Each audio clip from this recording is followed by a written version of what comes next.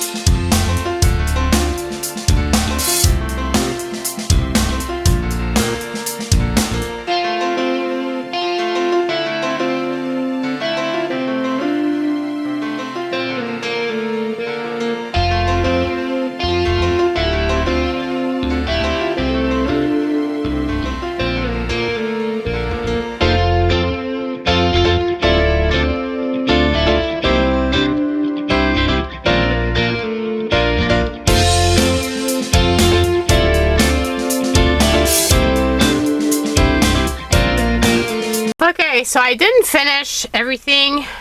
You see how it looks though so far. It's looking amazing, amazing, amazing. But now it's time for supper.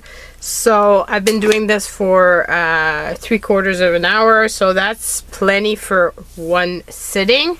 But I wanted to share it with you guys because it's going to be so much fun to actually use the stickers to make something. And so we will see how that goes. But yeah, hope you've enjoyed seeing this fast forward process, and I will see you guys very soon. Love you. Go and check out One Day Savings, and see you soon. Bye.